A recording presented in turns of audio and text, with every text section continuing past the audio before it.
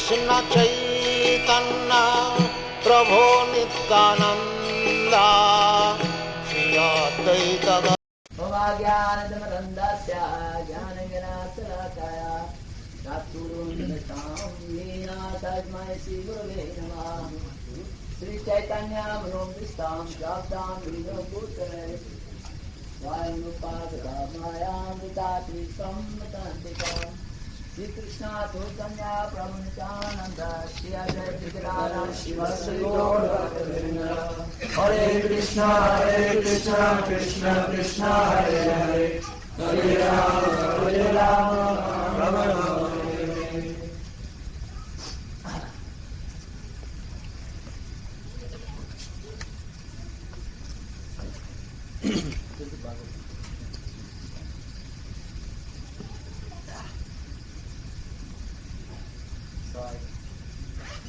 Verse from Gita.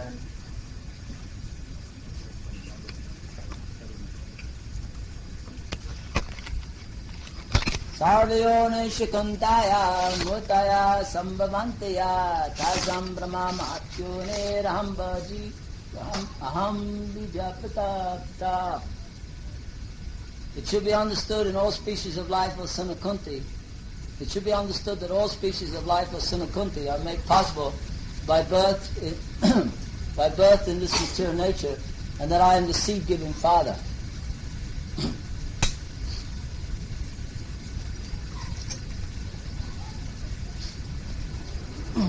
In this verse it is clearly explained that the Supreme Personality of God, Krishna, is the original father of all living entities. The living entities are combinations of the material nature and the spiritual nature. Such living entities are seen not only on this planet, but on every planet. Even on the highest where Brahma is situated. Everywhere there are living entities. Within the earth there are living entities. Even within water and within fire. All these appearances are due to Mother, material nature, and Krishna's seed-giving process. The purport is that the material world is impregnated with living entities who come out in various forms at the time of creation according to their past deeds. So here Lord Krishna is explaining Sarvayonisha Kuntaya. In all species of life of Sanakunti, Murtaya, in all the different forms that Krishna says Bija Prata Pita. So Bija Prata means that I am the seed-giving father. So these are some of the mysteries Krishna is explaining to Arjuna, the mysteries of creation. Just like in modern technology, we are very amazed how people can create microscopic, things like computerization. They can install so much potency inside a chip. Now we call it blue chip, the computer chip. And many people are amazed at how things just like the original computer is very, very massive. Gradually, as they advance in science, they are able to do the same thing with a smaller computer, but can do the same thing. In other words, when the potency to create is more refined, then it works in more mysterious ways or more wonderful ways. So similarly, Krishna says that within everything I am the seed-giving father. Everything has seed. Just like we have all come out of a seed. And also, if you take a gigantic banyan tree, big tree, so it is also coming out of a very tiny seed, small seed. So we see that just like if you have oranges or lemons or whatever, there is one orange, but inside the orange there is the potency for so many other oranges. Actually, from one orange you can take the seeds and you can grow another orange tree. And so many more oranges will come. And from that tree, so many more oranges will come. And this will go on infinite, because actually, if you study the process of creation, within every created thing there is the seed to continue. Just like Prabhupada gives the example that if you took a jumbo jet and one jumbo jet crossed with another jumbo jet and you had a baby jumbo. So just like if airline companies, if they wanted to increase their stock, then they could have male jumbos and female jumbos and baby jumbos. But unfortunately, man does not have the potency. He does not have the creative potency. What we see in this world is imitation. The living entity is part and parcel of the Supreme Personality of Godhead. So, because we are part and parcel of Krishna, we have the same qualities as Krishna. We have the quality to create. Everybody wants to create. Just like a father, he wants to create offspring. And the scientist, they want to create. The engineer, he wants to create. The architect, he wants to create. The baker, he wants to create. The woman in the kitchen, she wants to create. So, in order to create, you need ingredients. You see, we need ingredients because actually everything is there. Everything is there within nature, just like this house. Originally this house was in the earth. See, it was in the earth. It wasn't here. But someone, they used their brain, they used their intelligence, their mind to bring the earth, mold it into bricks, mix earth with water, and then mix it again with fire. And then from this intelligence, then so many varieties of buildings are there. See, from this basic intelligence. So in the Bhagavatam, Kapila Muni is explaining that the different seed ingredients to the material world. He's explaining to his mother, Devahuti, that actually this material creation is there in seed form, just like these elements. They're very scientific. Vedic philosophy is very scientific. Krishna says there's earth, water, fire, air, ether, mind, intelligence, ego. These constitute my separated energies. So these separated energies are working in a very wonderful way. And here Kapila Dev is explaining to his mother that the different types of what is the actual, if you like, because scientists, they also try to find the fundamental principles. This is called the fundamental principles of material nature. We have to find the fundamentals, the fundamental principles. This is the the study of cause and effect. Just like my body, your body is an effect of some cause, isn't it? And the difference between the human and the animal is that the human has the ability to find out the cause. That is the whole meaning of intelligence. Because the whole meaning of intelligence is to find out basically what is going on. So many, we can see the effect. Just like a doctor, he can see the effect of an illness, but he has to find the cause. So similarly, the human intelligence is there because we can see the effect of our lives. What is the effect? Everyone is acting according to certain sort of impulses. Arjuna also asked this question to Krishna. He says, what is this force, this impulse, this type of energy that's pushing? You see, in the material world, everyone is being, they're being pushed by the different modes of material nature. And here Kapila is explaining the cause of the conditioned soul's material body and senses, and the senses presiding deity, the demigods, is material nature. This is understood by learned men. The feelings of happiness and distress of the soul, who is transcendental by nature, are caused by the spirit soul himself. So, the Prabhupada explains in the purport that in Bhagavad-Gita, the Lord descends this material world. He comes as a person by his own energy, Atma Maya. He is not forced by any superior energy. He comes by his own will. And this can be called his pastime, or lila. But here is clearly stated that the conditioned soul is forced to take a certain type of body and senses under the three modes of material nature. The body is not received according to his own choice. In other words, the conditioned soul has no free choice. He has to accept a certain type of body according to his karma. So prakriti kriyamanani, guna karma. That according to our guna and karmas, we get various types of bodies. So in the material energy, there is subtle and gross things going on. Inside you, there's the subtle activities of mind, intelligence, and false ego. And because of your subtle activities, then these are manifested onto the gross plane. So when they manifest onto the gross plane, then by the mercy of the demigods, because the demigods, there is three things going on in this material world. There is the living entity, there is the senses. The living entity is manifested through senses, and there's the objects of senses.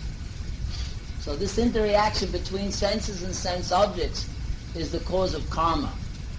Everyone knows that according to your objects. In other words, the gross environment is dictating the subtle environment. That's why Vedic civilization is very scientific. The women are kept very pure, the children are kept pure, the family is kept very pure. Everything should be pure on the gross plane so that the subtle plane, the subtle mind, intelligence, ego can remain serene, tranquil. It can remain in the mode of goodness.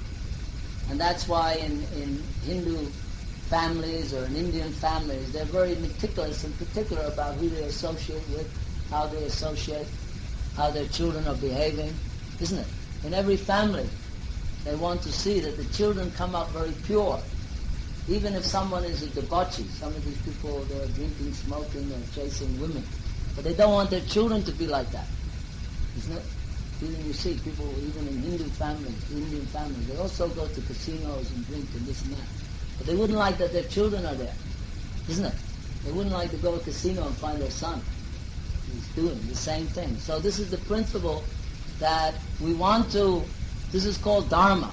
Dharma ata kama muksha. In society we want to establish dharma because we want to keep society pure. We want to keep the gross material energy under control. Because Krishna says there's kama, kamesha, krodesha, there's kama, there's lust, turning into different types of frustration and anger. This is the most mahapapa, is the most sinful enemy of the living entity. So the various types of conditions in human society, you'll find that they always have this inclination towards religiosity or dharma, because they know that by keeping some morality, keeping some pure atmosphere, then life is much more tranquil, peaceful. You see? But the Bhagavad says, Savai Pamsam Parodamo Yato Bhakti Yaroksita Pratiyata Yayapna Supasidati. That the highest principle of Dharma is by that which man attains to transcendental loving service to the glorious Lord. This is the highest principle of Dharma. It is not enough just to keep your family pure, just to keep the material world pure, because the material world is always shifting. This is what we call sub-religion. You see, it is religion, but it is not the higher. Savai Pamsam Paradharma. The sages of Naimisharanya, they are explaining that, Srila Swami is explaining, that the highest principle of religious principle is to attain to transcendental. In other words, to attain to transcendental, to the transcendental plane, transcendental loving service unto the glorious Lord. In other words, that the real benefit of the soul is not to simply involve himself with making various adjustments in the material conditions. Because the material conditions, yes, we must make adjustments, but the adjustments must be for a purpose. You see, it must be a purpose. The purpose is not, the human form of life is not to actually maintain our station, to maintain our situation in this material world. We are all passengers of this material world. We are coming through. We are passing through. We are created by the seed, just like Krishna has impregnated all the living entities into the material world. And they are all into various types of bodies. Some are in high bodies, some are in mediocre bodies, and some are in low bodies. You see, this high, middle, and low principle is there in everything. Just like some people have a high quality lifestyle, mediocre lifestyle, and a low quality. Some people have their consciousness is high, some are mediocre, some are low. So this Sattvam Rajas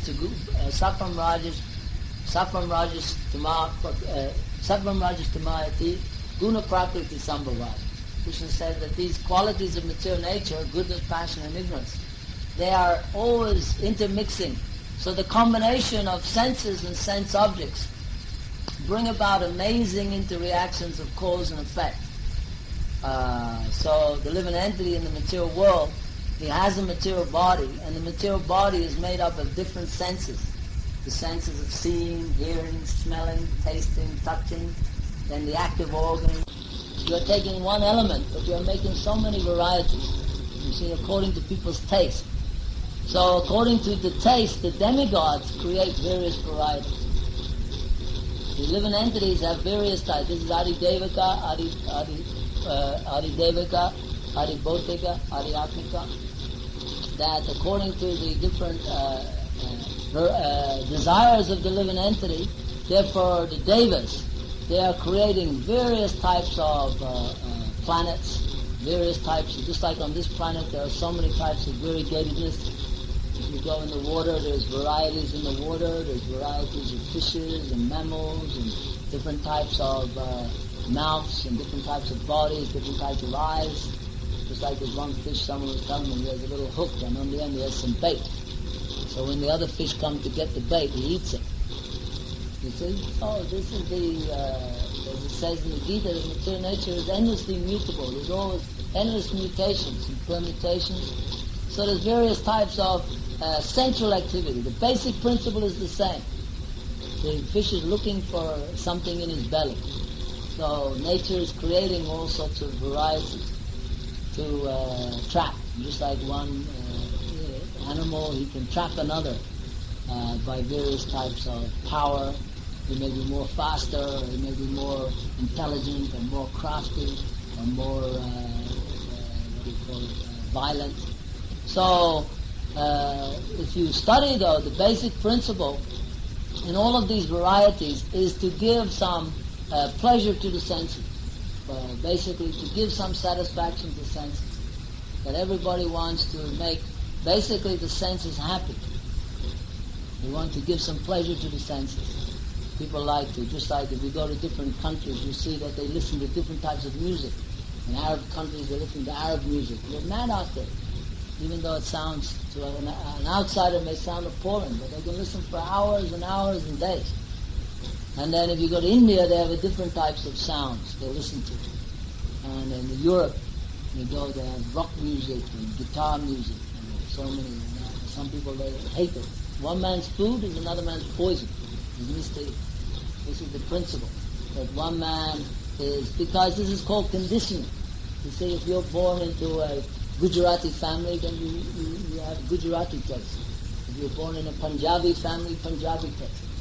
And Bengali has Bengali taste. An Englishman has English taste.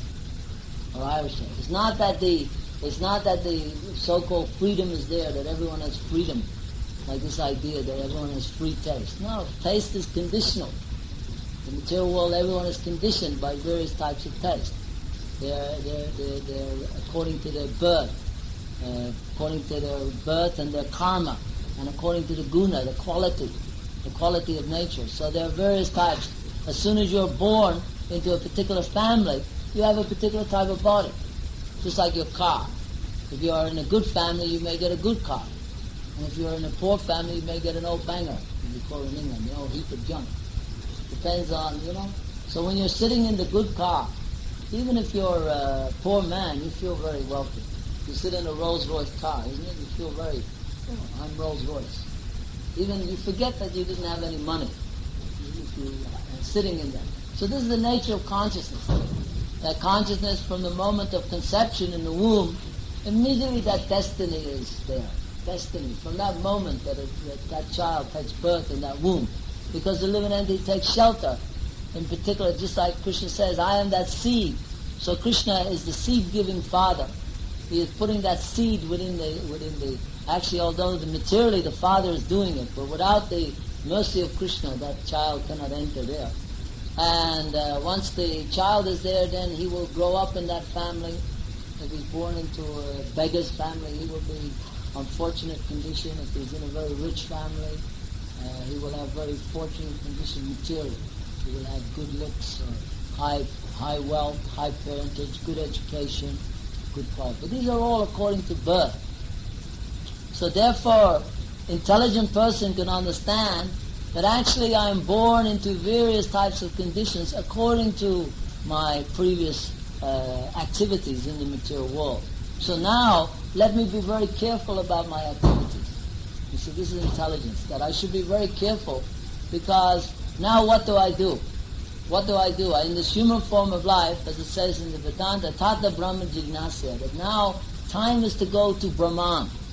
We have gone to all these other things. We have chased after these combinations of earth, water, fire, air, ether for so many lifetimes. Just like in the material world, we are constantly being dragged around by the unbridled senses. When the senses are not controlled, we see wherever you go in this world, people are mad after, chasing after so many varieties of sensual objects in so many different forms. Everyone is trapped by these things. Even the great Julius Caesar was captured by the moving of the eyebrows of Cleopatra. This is the nature of the material world. In all the different species, this, of course, powerful energy is there of the attraction between the male to female, or the senses to the sense object. And the objects are many, many, particularly in Kali Yuga. We are becoming more and more advanced in creating different objects. Just like when we go to this pop-in downstairs, they have these machines and gadgets. People are sitting there for days on these little machines, looking at these little things going beep, beep, beep, beep, like that. Total waste of time, waste of their existence. But some fascination is there, created by the mind. So the mind, Krishna says, is the greatest friend or the greatest enemy. The mind that is allowed to wander carelessly in the material world is very dangerous, because you may become attracted to anything. There's all sorts of dangers in the material world. So the mind, when the mind is not controlled, that is the whole basis of Vedic civilization, was to control the mind. So as to actually direct the mind to Brahman. We have to direct the mind to the Supreme Personality of Godhead, Krishna. He is the Para-Brahman. He is the source of Brahman. And as Krishna says, within that Brahman, everything is resting. So this material creation is all resting on Krishna's energy. Only this energy, Krishna says, this is my inferior energy. So we have no business with the inferior energy. The inferior energy has nothing to do with the soul. Therefore, the whole thing, as it's saying here in the purport, that there are two types of energy. There is the superior and the inferior. Actually, the inferior energy is being supported by the superior. So intelligent man, he can see, just like this country is supported by the government. So you understand the point, that there is some intelligence behind the country. So if you want to get things done, you will have to influence the government, isn't it? That's why people, powerful people, they work on the government, isn't it? They don't go after the baker. They go after the heartbeat behind something. What is the actual? Just like if you have, if you want to influence, you have to find out what is the behind that thing. That is the whole study of something. So behind the inferior energy is superior energy. So that is the meaning of Brahmana. Brahmana means one who absorbs himself in Brahman. Superior energy. Therefore he is superior. Brahmana, there is Kshatriya, Vaishya, Sudra. But the Brahmana is one who absorbs himself in Brahman. Therefore the Gita says, Brahma Bhuta Pasanatma Nasochati Nakanchati. That when one is on Brahman, there is no more Nasochati Nakanchati. What is Nasochati Nakanchati? It means hankering and lamenting. We have to get off this plane of hankering and lamenting. We are endlessly hankering, and what is the other side of hankering? Lamenting. Because the living entity can never have what he wants in the material world. Because he's not the controller, he's the controlled. Therefore we are always at the mercy of material energy, always. If material energy gives us something, we can take it. We are beggars. And if material energy takes away, we are crying. This is always our situation. We are coming here, we come into the material world with nothing. We go out with nothing. In between, we are simply beggars. We are at the mercy of God. Sometimes He will give us a lot of money. Sometimes He will take every penny away. You see, if He wants, He can make you just like Rupa Goswami, Sanatana Goswami. They were big ministers to Shah. And Prabhupada said Sanatana Goswami is practically like a prime minister. Very powerful man. Rupa Goswami, but they became mendicants. They were living under a tree. They met Lord Chaitanya in Prayag. One would think that they met Lord Chaitanya. He is the avatar of Krishna. He is the Supreme Personality of Godhead. And by meeting him, they lost everything. You see? They became beggars. They're living under trees with loincloth. So, therefore, sometimes Krishna's blessings come in strange ways.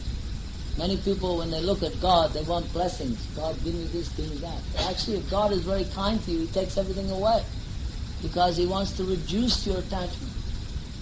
You see, it's not a kindness to be always burdened in the material world, because everything you touch in this world is dukhalaya. Dukhalaya means it will give you some distress. Everything you touch, it will give you some distress. And people, the more they're accumulating, they're thinking, oh, I'm becoming more and more advanced. But this is not advancement. They're becoming more and more headaches. Just like the story of the sage. One yogi, he was told by his guru, you sit there and meditate. And so he sat there. But he had a possession. It was his loincloth. So he was hanging it up, of course, and he was getting eaten by rats. They were coming and eating it. So he became very frustrated. He said, these rats are eating my loincloth. So he said, what will I do? So he asked some advice from some of his disciples. People were coming to visit him. One said, why don't you get a cat?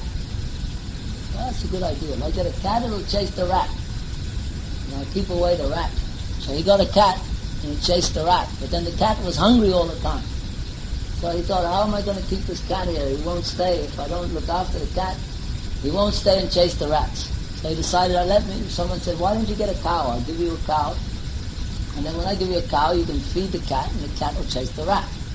So he got the cow, and then he was getting milk for the cow, from the cow to feed the cat to chase the rat. But then he thought, oh, how am I going to look after this cow? I'm supposed to meditate. Guruji told me to meditate. Now I have a cow and I have a cat. And so someone said, why don't you get a wife? And she'll look after the cow will feed the cat, and the cat will chase the rat. And you're okay.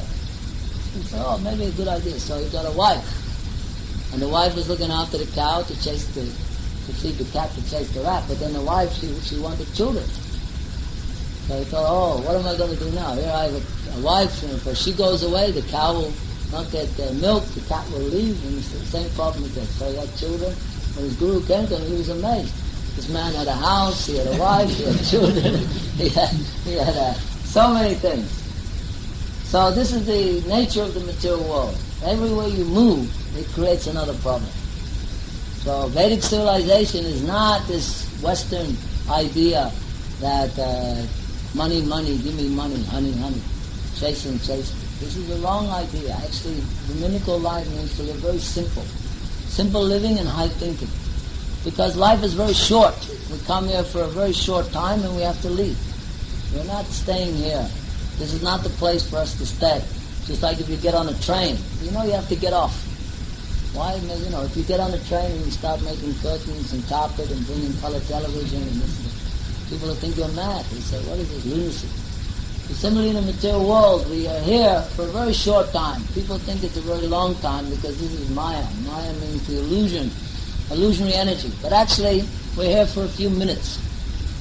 And therefore, while we're here, we should take great advantage. Here, Krishna has come in Vedic Shastras, He has come in the form of Vaishnavas, the deities, the temple. Everything is there to bring us to the plane of Brahman. We don't have to give up things. It's not a question of giving up. It's a question of understanding Brahman.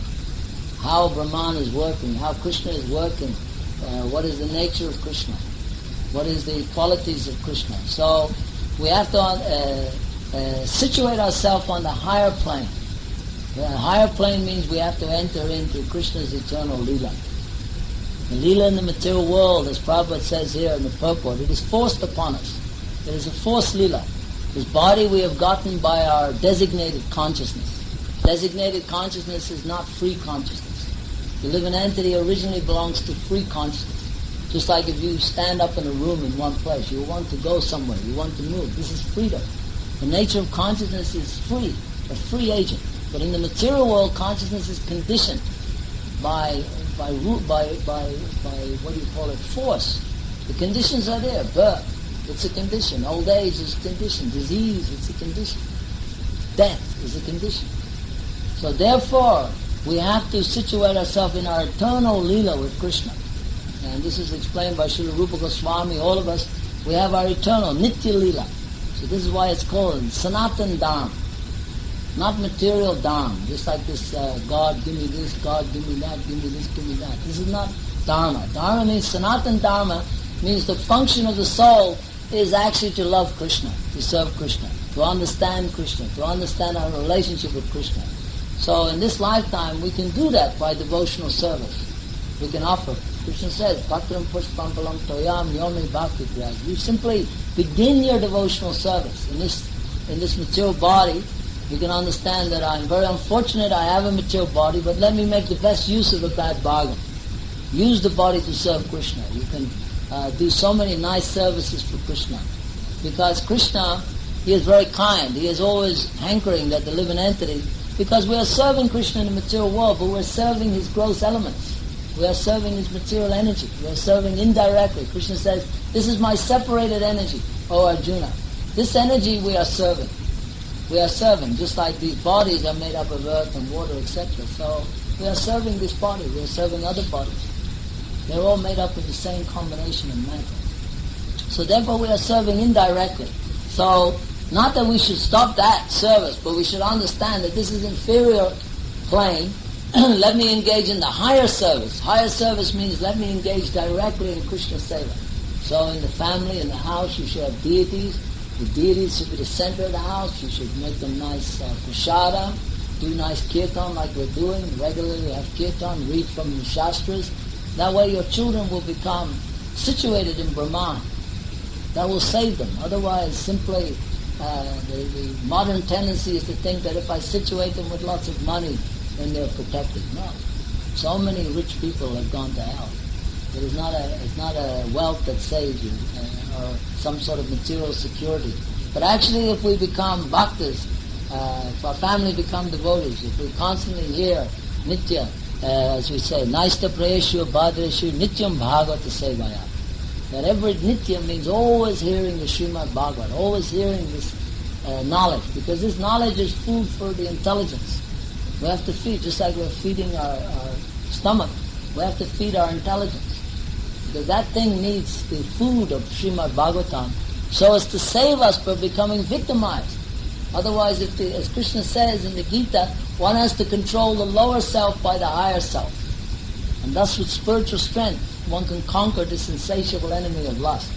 So the lower senses, they are the tongue, the ears, the eyes, the belly, the genitals, all these things. They are lower senses. And higher than that is the mind. So by the mind, this is the meaning of Goswami. Swami means controller and Go means senses. So Krishna, He is Rishikesha Kesha Sevana. He is the master and lord of all of our senses. So if we are serving Him nicely, He will free us from this lusty activity of the material world. And then we can control the lower senses. We can control the mind. Then we can move on to the intellectual plane. The nearest, this is called the plane of Aniruddha. The Lord is in the heart as Aniruddha, and He is directing the intelligence. Krishna says, I am in the heart, I am directing the wanderings of all living beings. From me comes remembrance, knowledge, and forgetfulness. So Krishna is there as Aniruddha in the heart. He is guiding the living entity to bring the living entity to this Vasudeva platform of pure consciousness. And then we can control the intelligence by pure spiritual realization. This is called Vijnana. So Vijnana means when Jnana becomes realized through Vijnana, then we can control our material bodies, our material activities, our material life, and then we become situated in the Brahma Bhuta, vasanatma. And the quality of that, there is no more hankering or lamenting. The devotee becomes situated in perfect happiness. And the symptom of that is the devotee has no hankering for anything. He has unlimited hankering to please Krishna, but for himself there is no hankering. So we can utilize everything for Krishna's service, and that way everything becomes auspicious. Everything becomes auspicious, because as soon as you use Krishna's energy to please Krishna, to serve Krishna, then you become free. Kurvane vaha karmani jijivashet aham samaha. As it says in the Upanishads, that one can go on working for hundreds of years if he works in this way. What is that way? In devotional service. One works in devotional service, then it doesn't mean that you stop everything. It means you actually act 100 times more, but you do it on the Brahman plane. On the spiritual plane, that is the plane of activity. The material plane is dead matter. Just like these instruments, they're dead matter, but we're activating them with the superior energy. We're activating it. So matter is gross, it is dead, but we're activating it. The soul is activated. So for the soul is an active principle, not a dead principle. So devotees are very active. They should be very dynamic. The nature of spirit is dynamic. Arjuna was worshipped for being dynamic. Hanuman is worshipped for being dynamic. You see, all the great devotees, they are worshipped for being dynamic. Arjuna was very dynamic. Krishna says, do thou fight. He didn't say go and sleep, or go to the mountains, or go to the cave. So do thou fight for the sake of fighting. But don't consider happiness nor distress. This is the point. No consideration of happiness and distress. In other words, there's no impurity. You're not worried whether I get a good result or a bad result. For you, Krishna, I am doing. That's why the gopis of Braja, they're the most worshipped of all of Krishna's devotees, because they sacrificed everything for Krishna. They sacrificed their family life, their reputation, their situation, anything for Krishna, they would sacrifice. So, very difficult to understand, but even Lord Chaitanya Mahaprabhu, he was, of course, incarnation of Krishna, the most renounced, the most strictest sannyasi. He wouldn't even have a woman come within yards. And yet he worshipped the love of the gopis for Krishna, because the nature of gopi love is that they're totally and utterly surrendered to Krishna. Krishna says, your love for me is so great that I can never repay. Even though he is God, he's thinking like that. So therefore, we have to become situated on that platform of pure devotional service and engage all of these outward organs, these material senses, and our inner organs, the mind, and all of these senses in the service of Rishikesha. That's why Krishna is called Govinda, because if you surrender your senses to the go means senses, Vinda means one who can satisfy the senses. He is the Govinda. He is the one who is giving us the pleasure, just like foodstuff. It is coming from Krishna. These varieties of nature, they're coming from Krishna. Krishna says, I am the seed-giving Father. I have created these varieties. So if he's the creator of the varieties, then how much variety is in him? If all of these varieties of creation are created by Krishna, Krishna said, he's not a liar. Krishna is not lying. He's saying, I am the seed-giving Father. So if they're his varieties, then how much variety is in him? Just think, how much variety is in him? So this variety of the material world is very stale for the devotee, because that's spiritual variety. Therefore, that is why when we see the devotees, they are very simple, but at the same time, they are situated in the highest plane of the, what do you call it? Krishna is called he is Akila Rasamrita Murti. He is the reservoir of all rasa. All pleasure is coming from him. Therefore he is Govindam. And therefore Lord Brahma says, Govindam Adipurishakam Tamaham Bhajami. So, anyway, we'll stop here. Is there anyone have any questions or points? Any questions at all? You're saying that when the living being is born into the world, he's born along with his destiny.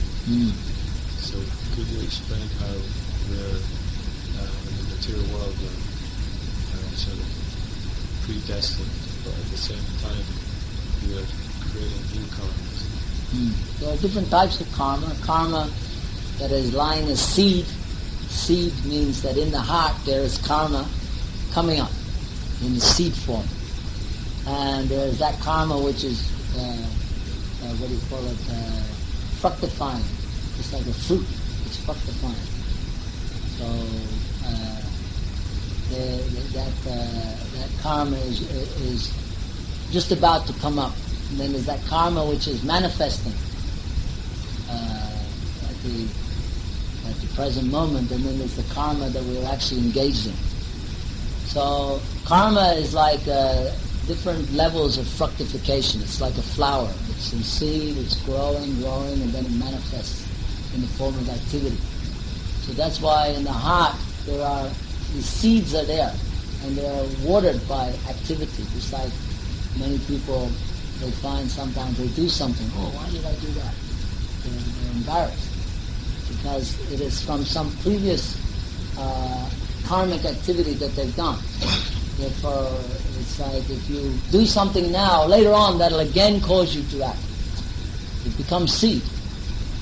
It's like, that's why television is very dangerous, because you're seeing something, later on that thing will make you act.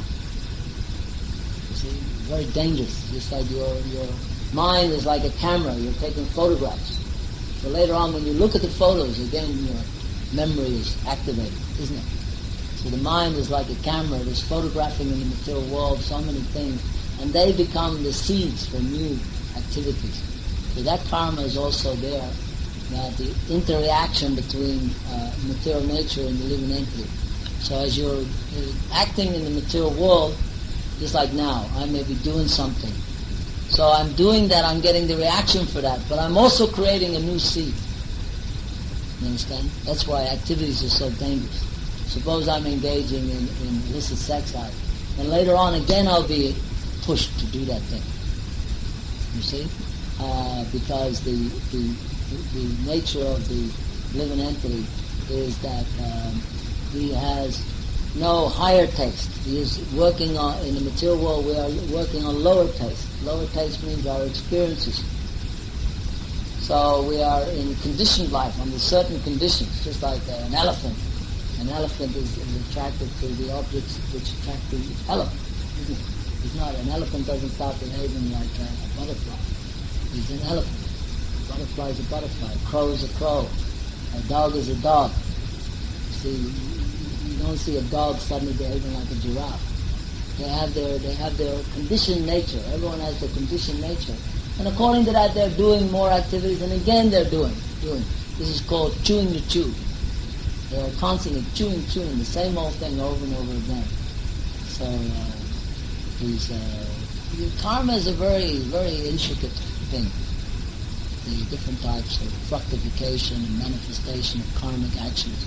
But the basic principle is the interaction going on between consciousness and the senses. There are three things. There is the consciousness, there is the senses, which are the instruments of consciousness.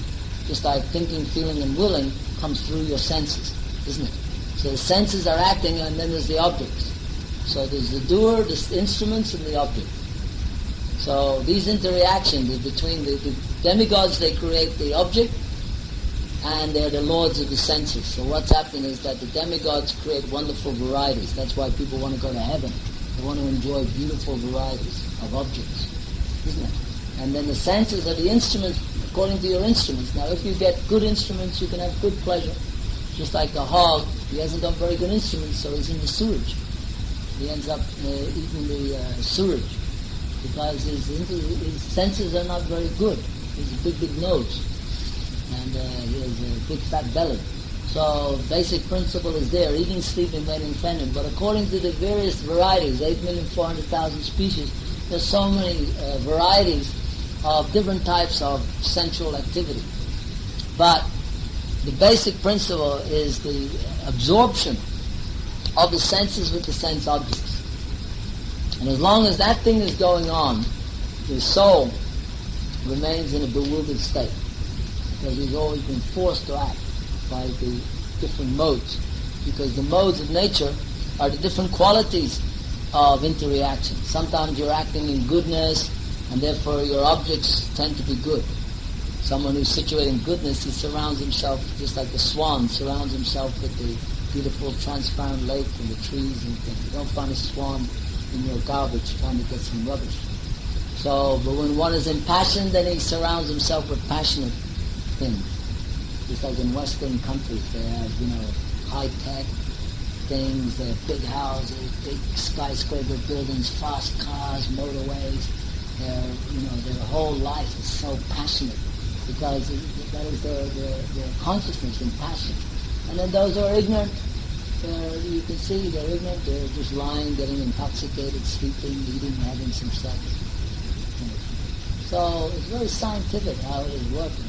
So therefore, generally, passionate activities, people think they're making progress because they're accumulating, more and more. But their progress is not there because they don't understand that they're servants of passion. They're servants of that energy. Therefore, those in ignorance, they're too sleepy and dull-headed. It's only in the mode of goodness can you rise up. So that's why the principle of Vedic civilization was at least to bring the human society to the mode of goodness, and from goodness you can go higher to the spiritual plane. But the trouble with the mode of goodness is people become conditioned by happiness. You get stuck there, you see? Just like a man becomes victimized, say, by overindulgence in eating. So he may go to get cured, so he has to go on a diet. But as soon as he gets cured, he thinks, I feel great again, okay, and then he's back eating. You see? So this is the problem. The problem he got rid of, but as soon as he got rid of it, he thought, I have no problem, so again he indulged in the same thing. So happiness is like that. You get miserable because passion is miserable and ignorance is miserable. Goodness brings you some pleasure, some happiness. So people, what happens though is when they get that happiness, they get stuck there. And they think, I'm all right now. And then again, because material nature is moving, they fall down again into a lower condition, up and down, like a cork on the ocean, up and down. According to the waves, the cork goes up, it comes down. Goes up, comes down. The living entity is moving up through the species, coming down through the species. Moving up, coming down. Millions and millions and millions of births. He's moving like that. And then finally, Krishna can pick him up when he surrenders. Therefore Krishna says, Sarva Dharma. Why does he say Sarva Dharma? He could say Sarva drinking, Sarva smoke, give up all your drinking and smoking. No, he says Dharma, give up your Dharma. Because Dharma also, even on the plane of Dharma, there is the problem that people become conditioned by good situation, happy situation. So Krishna says, even that Dharma you have to give up. Surrender to me.